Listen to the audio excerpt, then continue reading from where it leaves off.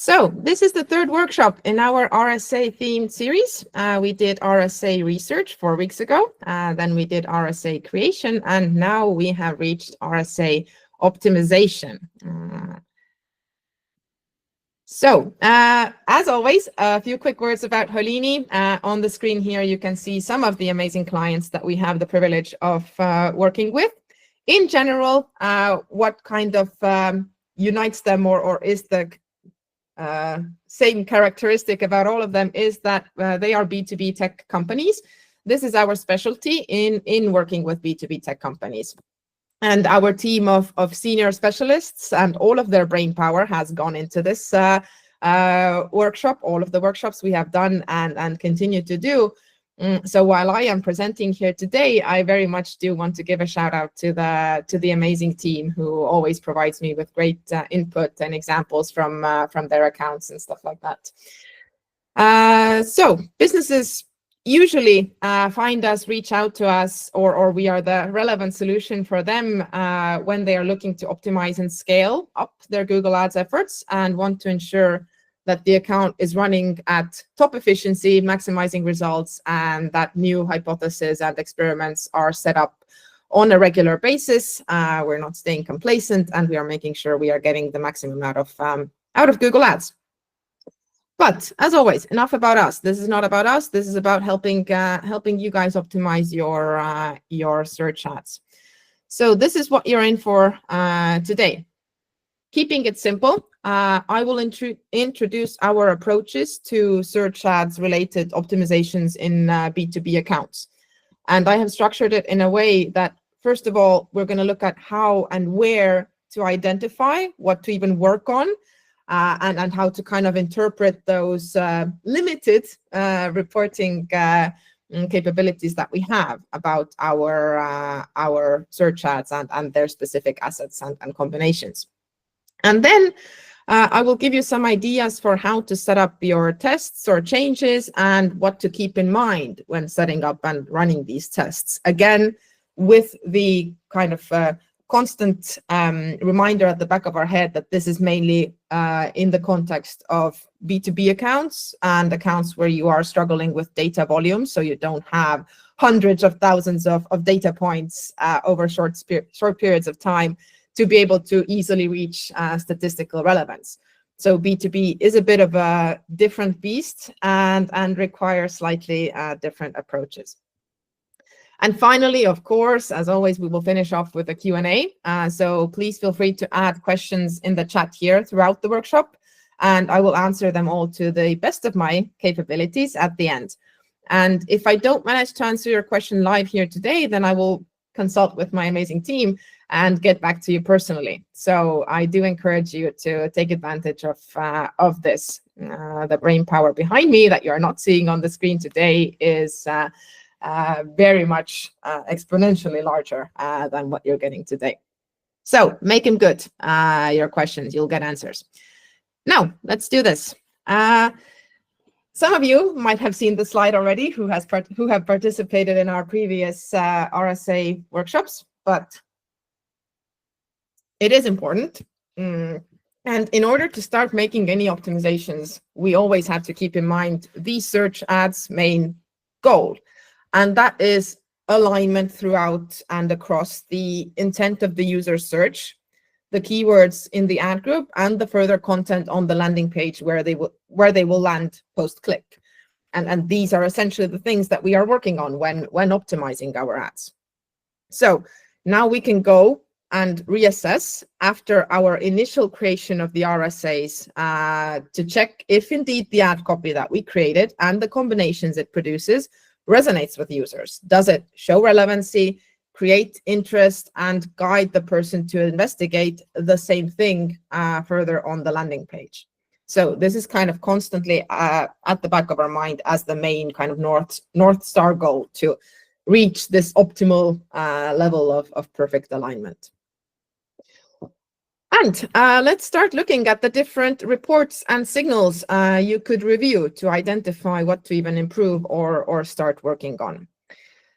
But first, to get it out of the way, a very common question I've gotten when discussing audit findings with potential clients, and also during our previous RSA workshops is regarding the ad strength metric. So when I mention our B2B specific approaches that involve things like having less than 15 headlines and 4 descriptions per ad, because that provides too many combinations, as I've said multiple times in the previous workshops, and also perhaps pinning some assets, I have always gotten questions along the lines of, okay, but how do I do these things without sacrificing ad strength? Or, but these lower my ad strength rating, shouldn't I be worried? What do I do there? And my answer always is, you shouldn't really care about ad strength, the metric. So Google states in its own materials as well that ad strength is a diagnostic tool, and it is developed to help advertisers understand how the diversity and relevancy of their creative assets can maximize the number of relevant ad combinations that may show for a query. Long quote, actual quote. This was taken from Google. So again, it mentioned maximizing the number of combinations, and we've been over this multiple times already. If you maximize the number of combinations, you're producing almost 50,000. I believe it was 47,000 something combinations of an ad that can be shown to a user, not even taking into account extensions. So this is clearly too many combinations to reach any statistical relevance about in a B2B setting. I am yet to see an account where in B2B on ad group level, there are sufficient volumes available. So Google also ensures us in a different quote from a different material by them that while the categories that ad strength measures do influence your ads serving eligibility, the ad strength rating itself is not a factor in the auction during serving. So it's basically like with all best practices, you have to acknowledge the best practice, understand it, why it is a best practice, and critically evaluate which best practices and which parts of those best practices are relevant to you.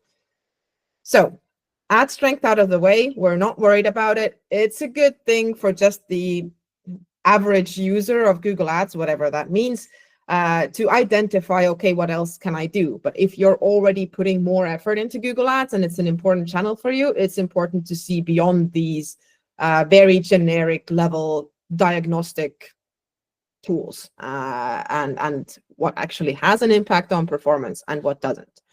So now focusing on to the things that you should be putting more focus on and prioritizing.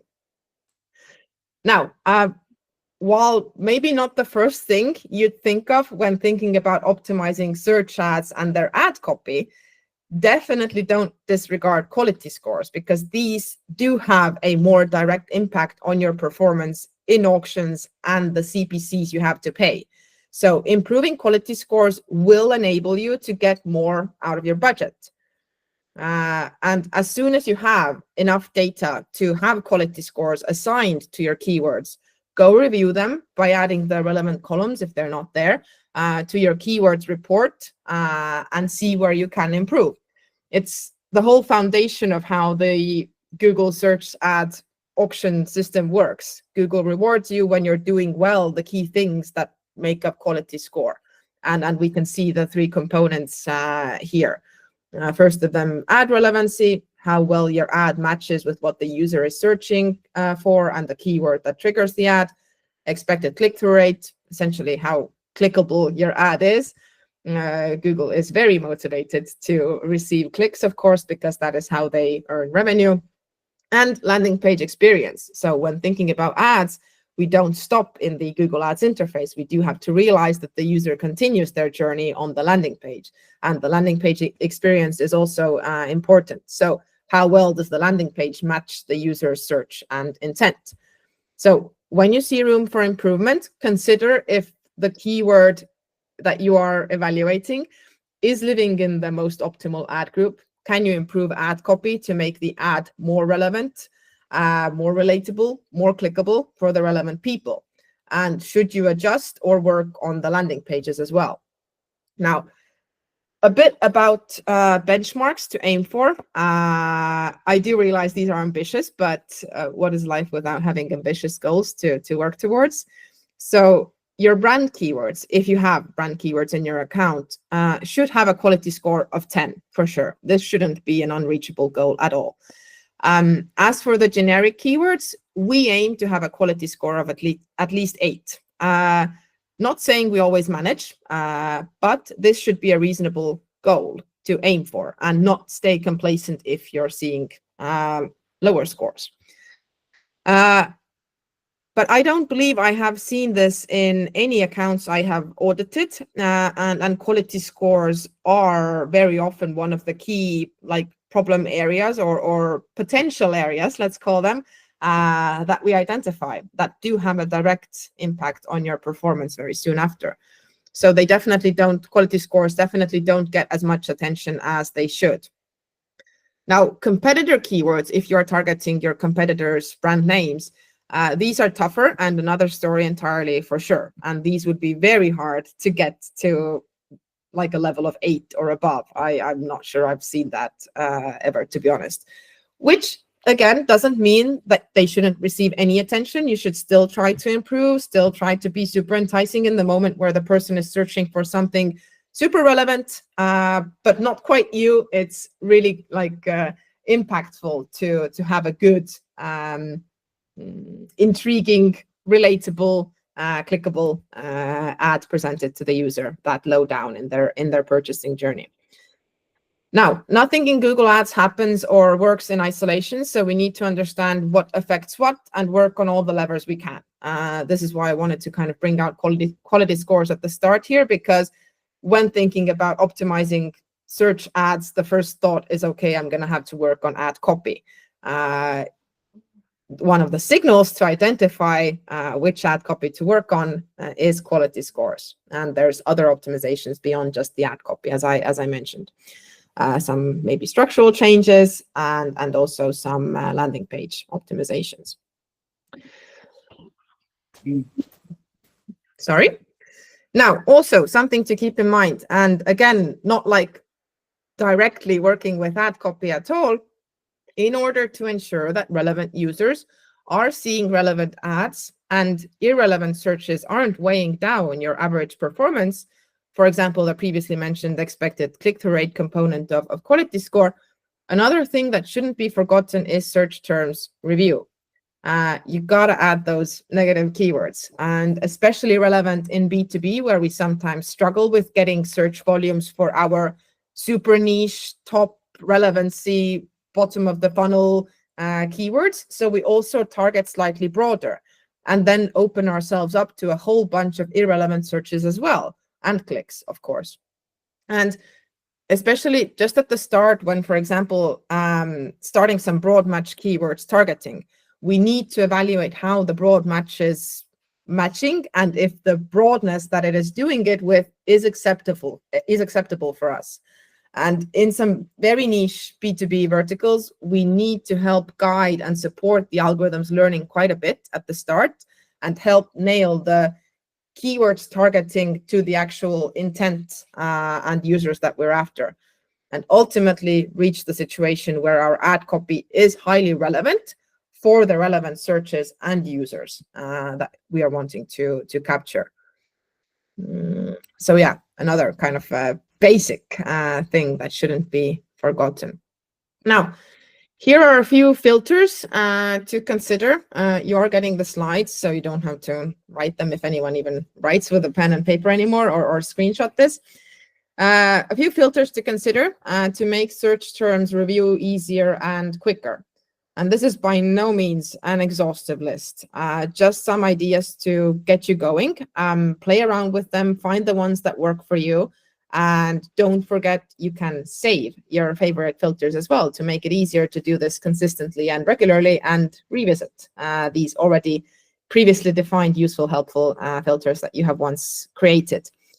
I also kind of added here that once creating the filter, we order by cost. You don't have to order by cost. This is just one easy way to first see the results in the report that are most impactful. And usually for a business, the place where you are investing your budget, that is where the impact is, if you can optimize that budget investment, and then where it goes and how it goes. So search terms review, adding negative keywords, doing it in a smart way, making it easier for yourself with some helpful filters. Only a few examples shown here. Now, the next option is to add a keyword segment to your ads report or view. I'll show you in a second. So if you have one responsive search ad per ad group, this is the same pretty much as looking at that ad group's keyword report. But we find that this segment approach is a nice handy way to just have the keywords and ad both in front of you for easier visual grasping.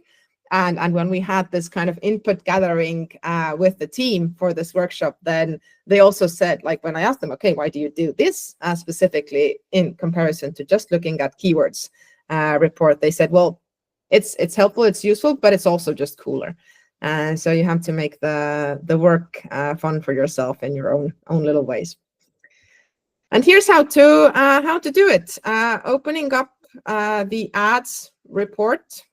I can draw as well. Very wonky drawing, but ads report, then the segment, and adding this keyword text segment. So this is going to be the RSA, which unfortunately I have to blur out for these workshops.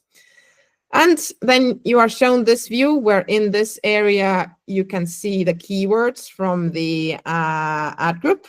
And performance on keyword level. So you could look at things like which keywords got impressions. If your top priority keywords get impressions, what were the click-through rates?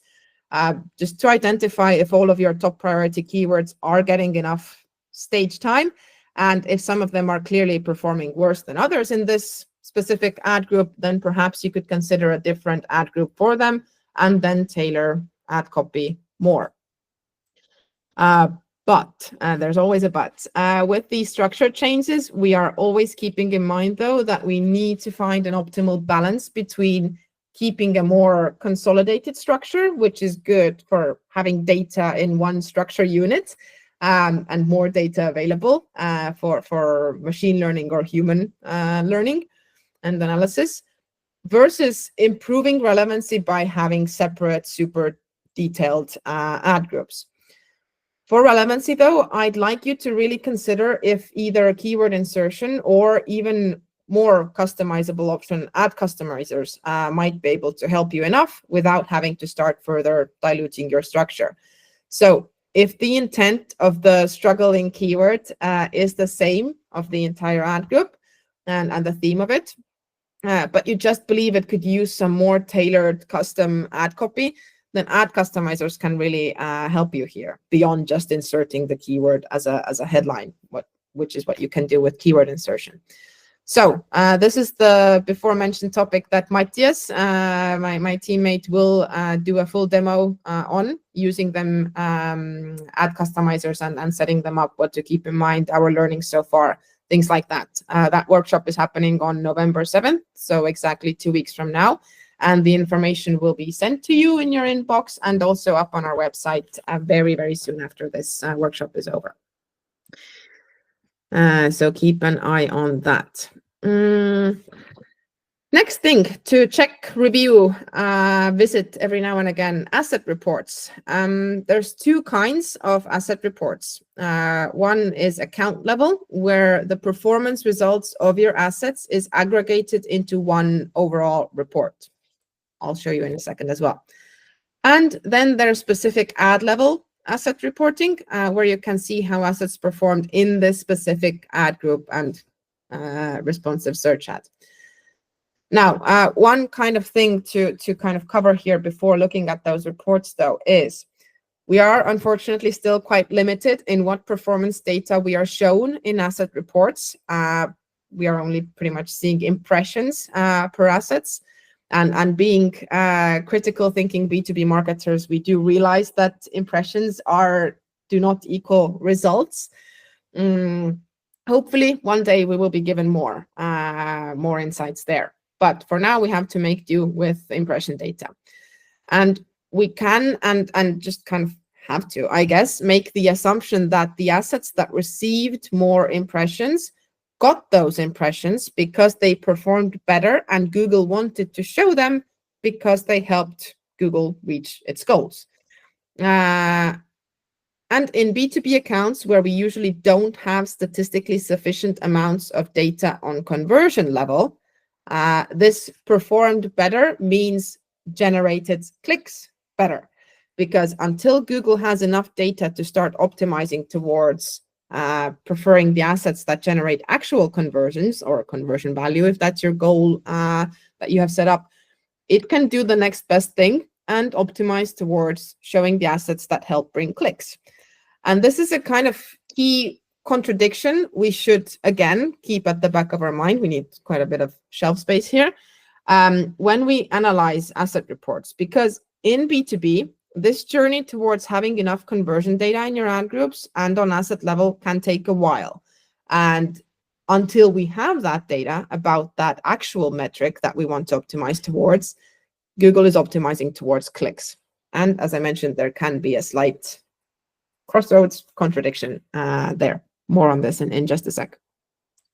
So this is how to find the account level assets report. On the left, assets and table view. Initially, it's gonna show you extensions here, but when you change this table view from associations to assets, then you can see and define again what like campaigns you want to look at, stuff like that.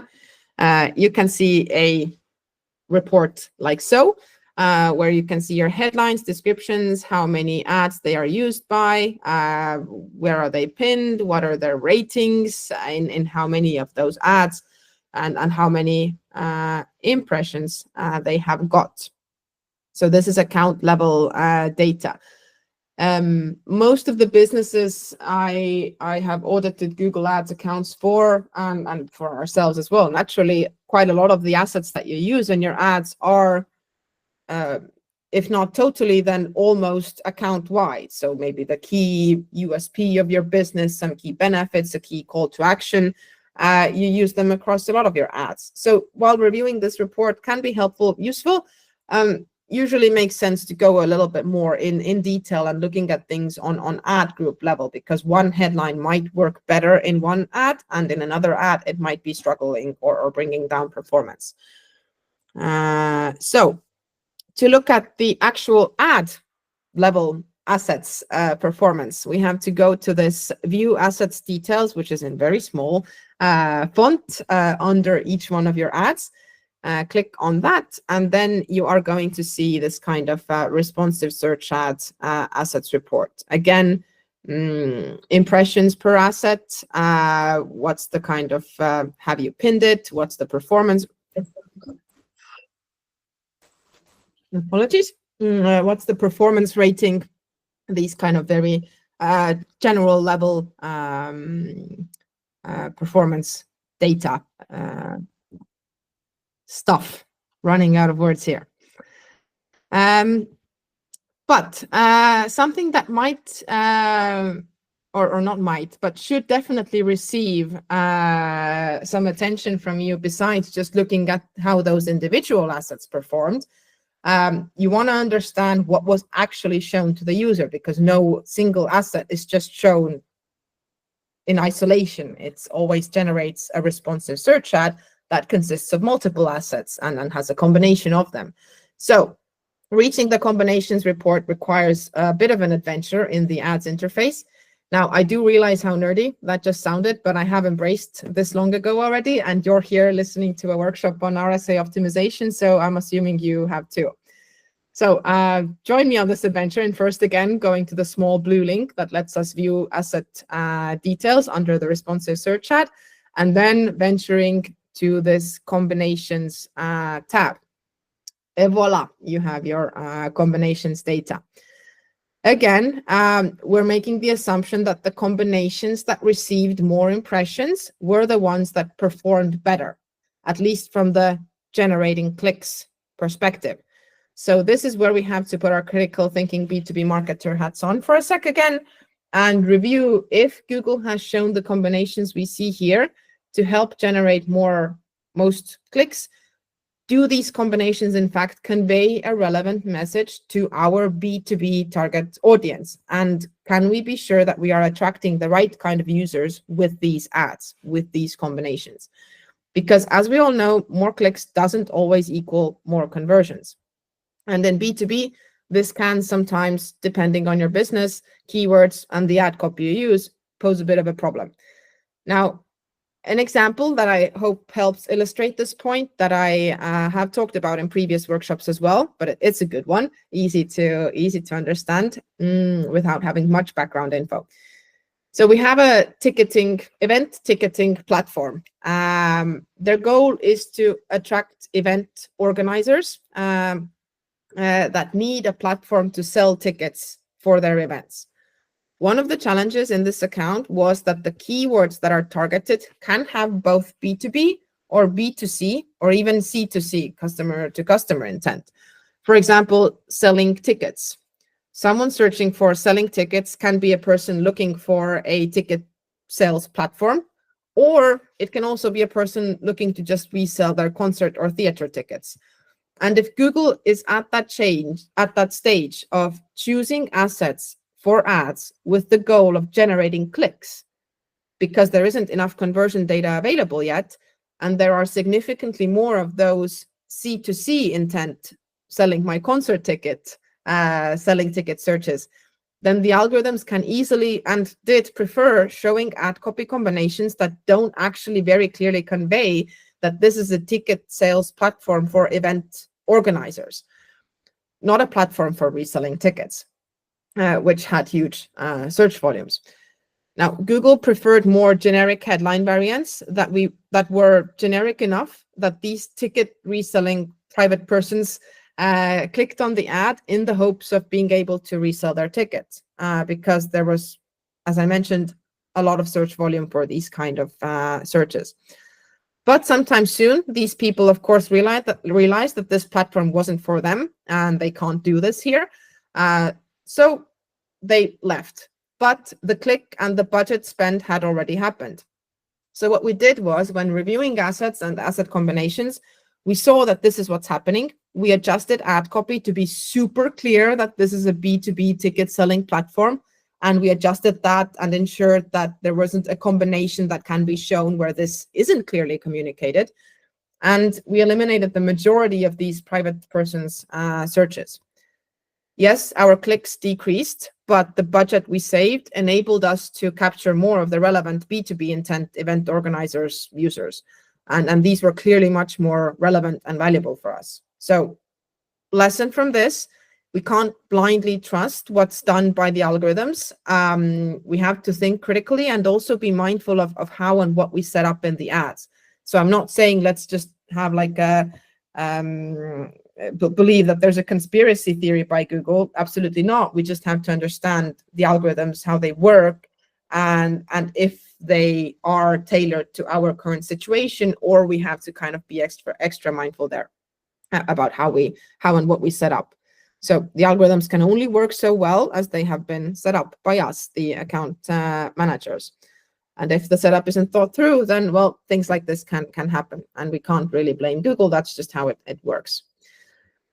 Here's a different example where we had a rather exception type of setup, and we were testing two RSAs against each other in one ad group. Both RSAs had only 3 fully pinned headlines and 2 pinned descriptions. So they pretty much acted like the previous format, expanded text ads. And I'll cover this again in a few minutes when we're talking about different testing opportunities. But this was just too good of an example to illustrate my point about winning at bringing clicks versus winning at bringing conversions. So while we can see that the first one seemed to be a clear winner on the generating clicks front, the second one was outperforming when it came to conversion rate, CPA, ROAS. And these are the metrics that we actually care about. So the volumes of conversions, yes, were still smaller because this screenshot was taken from a moment where there is still room to allow for this test to run for longer.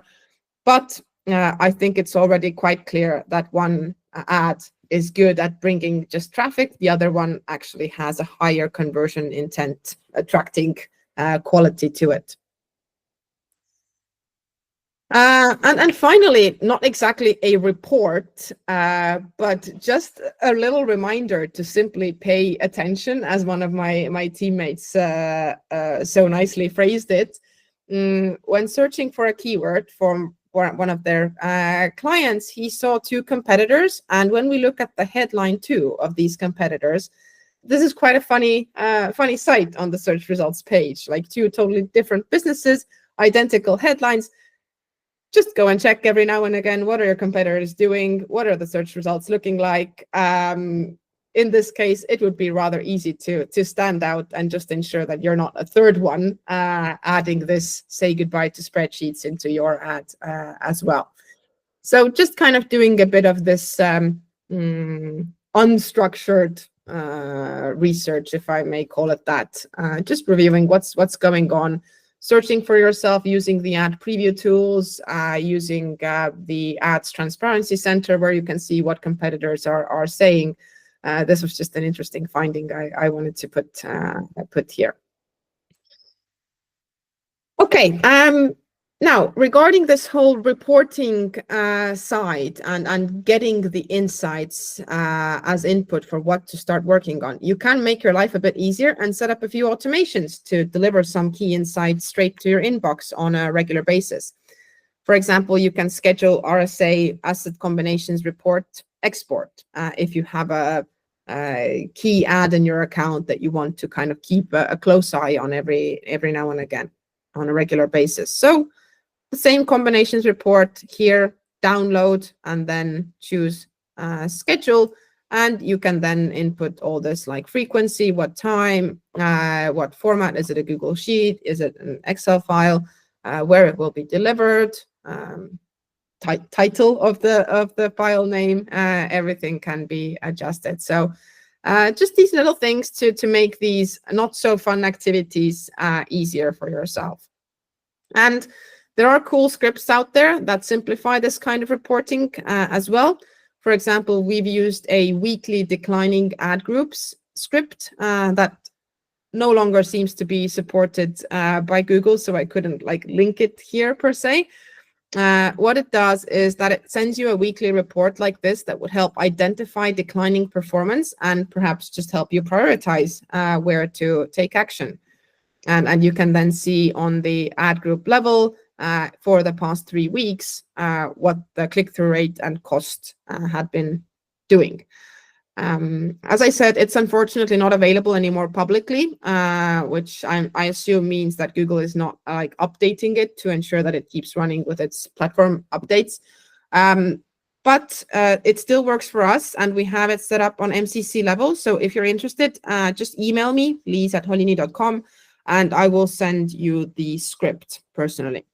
And there's, of course, way more similar options that you could use.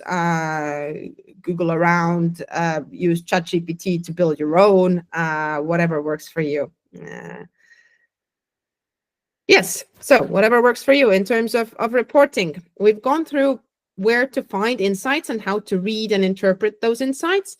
Moving on to how to then test some optimizations or how to approach these optimizations. I have gone on and on about the data scarcity problem pretty much all B2B accounts share. And it's again relevant here when talking about testing and running experiments.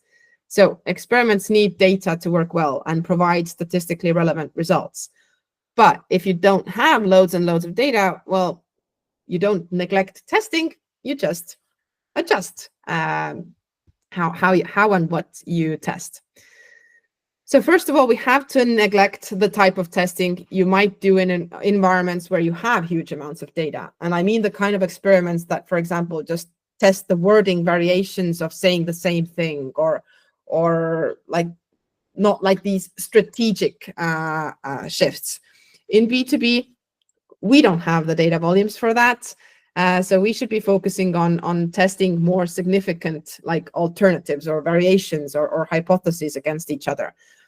Testing the highlighting of one key benefit versus another as opposed to just testing the wording variations of one key benefit. While yes, of course, you can always say things in a better way, and on a large scale, there very likely will be an impact depending on what phrasing and what exact words you use. But considering the data volumes we have, we simply cannot, in most of the cases, run those kinds of tiny detail tests. And also, why we are kind of careful, I guess we can say, with running experiments the traditional way, is that we acknowledge we are splitting data. And while sure, we have the best intentions, any new variation can also perform worse than the original. And since it takes a long time to gather enough data to make conclusions about experiments in B2B, we are potentially putting half of our budget towards a worse performing variant during this entire time. Not ideal. So here's where we rely strongly on a good understanding of the business, its audience, to have strong hypotheses based on this knowledge and B2B specific experience. So kind of like shortcutting some tests and learnings, if you may. So maybe putting more focus onto the research phase, understanding, okay, why are we setting up this test? Why do we believe it has the potential to improve performance, as opposed to just piling on test and test and test, and then eventually we don't have enough data to conclude anything. These kind of things are something that businesses like Booking.com can test, like tiny little font changes or color changes and little buttons and stuff like that.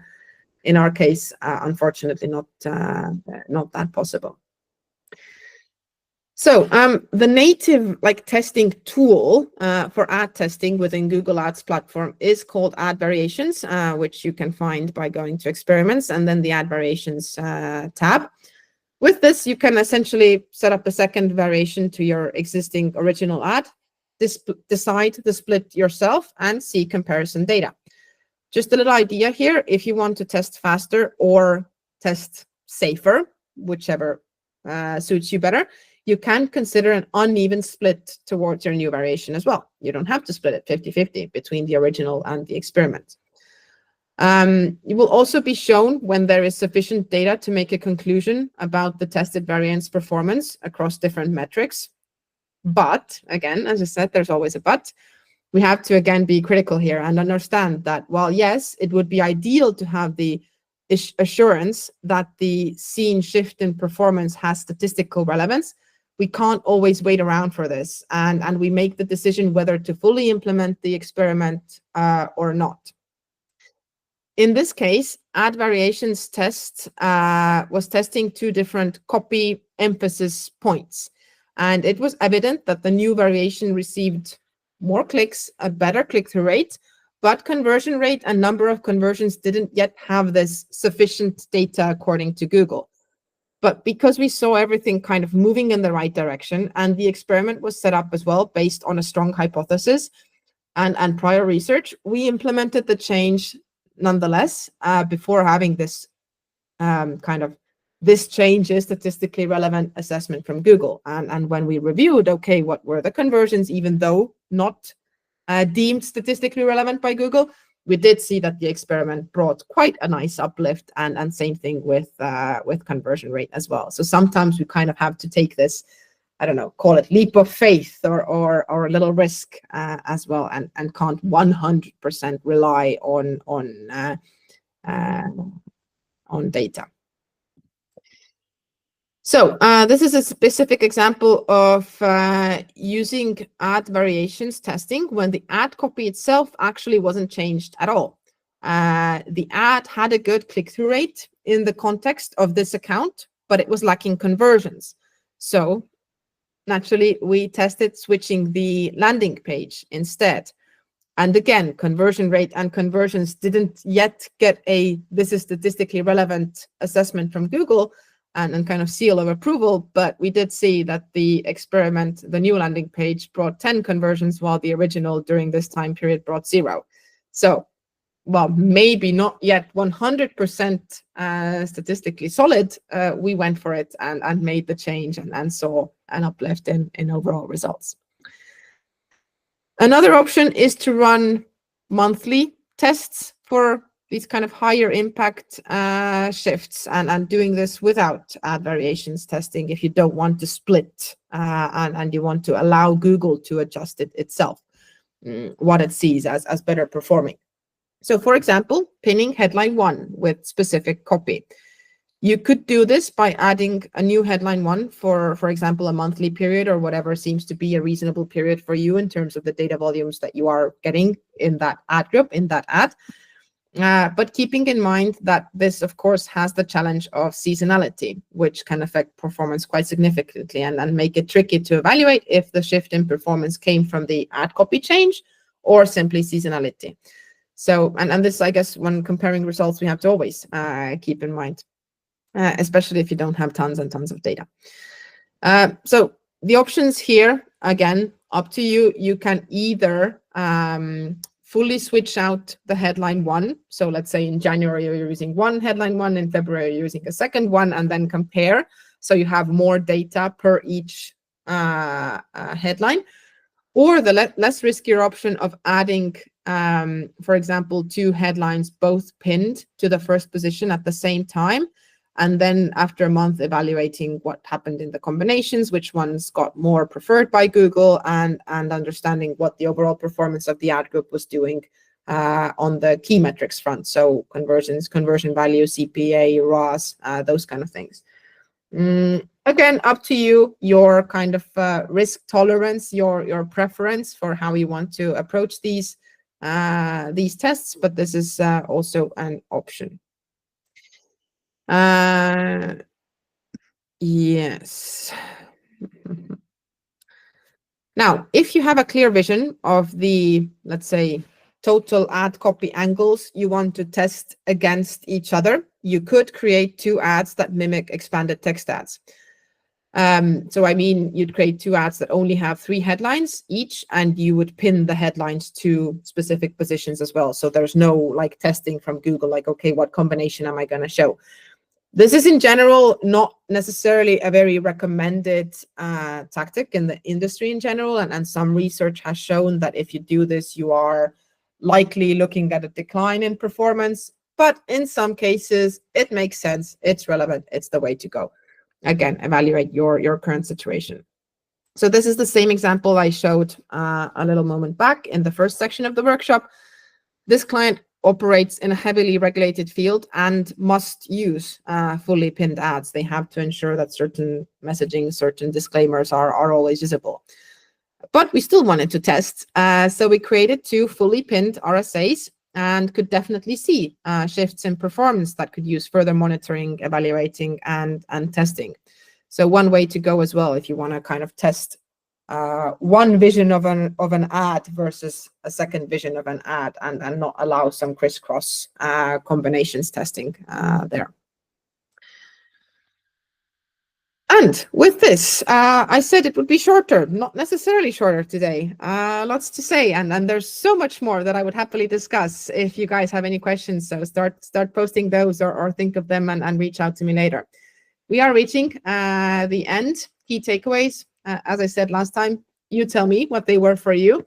I'm sure they're slightly different for everyone, but I did highlight a few things that I think would be good to take away for everyone from here at these kind of base things. So this is pretty much a key highlight or goal to keep in mind in the ad copy research part, in the RSA creation part, and now also carries through to the optimization phase as well.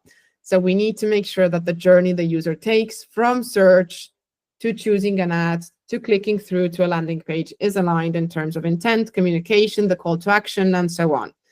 So we need to make sure that the ad copy sparks interest, stands out, and resonates with the user and the problem that they are looking to solve.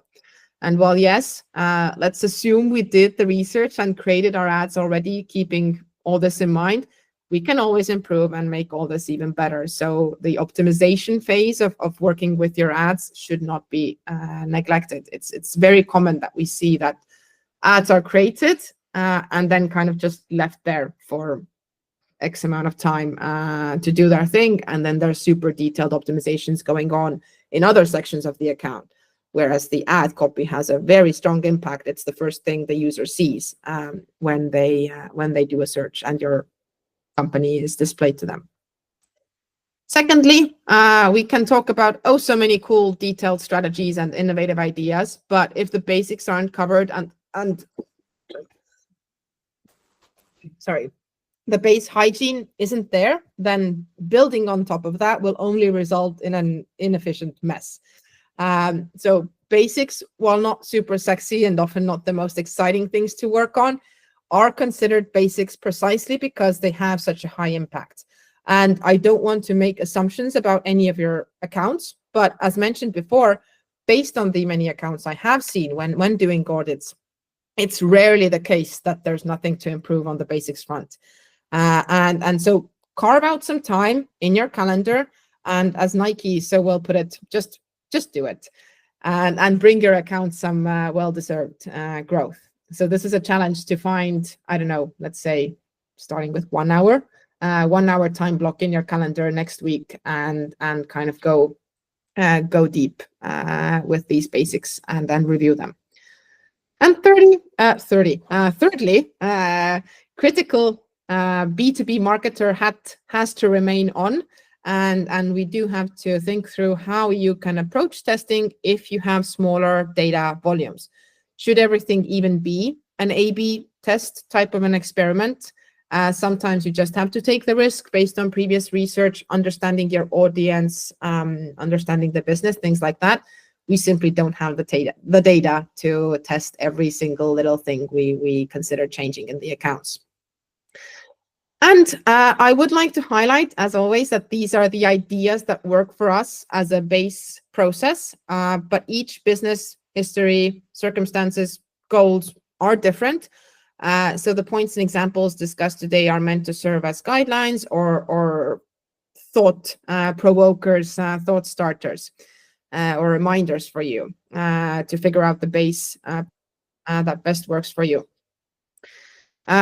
Each of our account managers also has a custom approach with each of their clients as well. So also I encourage you to kind of pick and choose what seems helpful and relevant for you. Okie dokie. Before I'll take a look at questions, I will remind you that today's recording will be sent out on Monday, the latest. You'll get the link to the email that you used to register. You'll also get the slides, and the workshop will go up on our website as well under the workshops section in our header menu. Now, also, my little request for you is to check out this little link that I'm posting in the chat here. This is a very short feedback form, 30 seconds tops. I promise you that I would be super grateful if you found the time to fill out. Always some good ideas there from you guys. Okay, while you are hopefully opening up and saving this feedback form link for yourself, I am taking a look at what Veiko wrote here. Are there any best practices for negative keyword lists? For example, do you use them very strict way to always match best user intent, or sometimes close the eye and let it open? I'm not entirely sure what you mean by close the eye and let it open. In terms of negative keyword lists, first of all, best practice, use them. Make your life easier. In a lot of accounts, we don't really see them being used. Best practices in terms of negative keyword lists. One thing I've seen in audits is people add negative keywords in exact match, which doesn't always actually exclude the searches that you want to be excluding when you're adding that as negative. So just kind of reviewing how negative keywords work. They are different than the kind of positive or targeting keywords, let's say. So if there is a specific word or phrase that always signals irrelevance, then add that as phrase match or broad match. On the negative keyword side, these kind of synonyms or same intent, those aren't taken into account. When you're adding a broad match keyword, let's say, take an example from, I don't know, let's say Holini's account, and maybe someone searches for Holini career opportunities. career opportunities. Maybe we don't want to be capturing new employees with that current ad setup. So maybe the career opportunities or simply the word career could be added as broad match negative keywords. So whenever a person's search includes our kind of targeting, but also the word career, we would not be showing our ads. So that's maybe one base thing that I would keep in mind, reviewing and understanding how the negative keyword match types work. And that again helps you be more efficient, and you don't have to then re-add those negative keywords every time when something pops up with a slightly different phrasing. I hope this gave you something. If not, grill me further. Argo wrote, thanks. Thank you very much for listening. Have you seen an issue that headlines will be shown at the description level in the search results? How would you resolve the issue? I have seen this. Google has been doing this for quite some time, that it doesn't show a second headline, but it shows a headline at the start of the descriptions. I am not confident enough in calling this an issue. Maybe this performs better. I don't have enough data to call it an issue. We are actually in the middle of assessing what effect pinning has to this.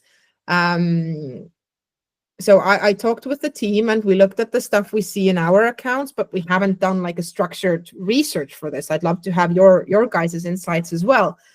Is if you have the first and second headline pinned, then we are kind of seeing the direction that then the second headline isn't put to the description.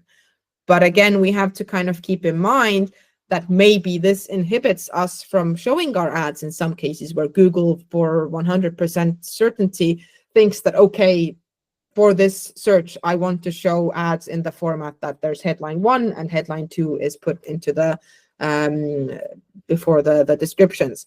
So I don't have data yet about how this affects performance if we kind of force Google to show the second headline as a headline. But yeah, that is something to kind of consider and review what you are seeing in your accounts. Are you seeing some rules there? And let's keep the discussion going, see what we uncover over time, because this is a relatively new-ish thing that Google is doing, so not too much research out there just yet. Correct. Nice to see. I'm not entirely sure. I didn't see what you said that correct too, but nice reassurance to get every now and again. We have now tried to pin second headline ourselves to see if this resolves the issue, but thanks for your insight. Yeah. So with these kind of forcing Google's hand strategies, we also always have to be wary of, okay, there are no easy shortcuts. The engineers at Google that work on these algorithms, they're not stupid. So if we kind of try to hack the system, we might actually be hurting our performance. Okay, final moment for any other questions. If no more questions, again, please check out the quick little feedback form I generated for you guys. And also keep an eye out for the next workshop info that you will get very, very soon. Maybe today, maybe tomorrow, maybe Monday. But you can already keep in mind it's happening on November 7th, and it is about ad customizers. Some very cool stuff about those.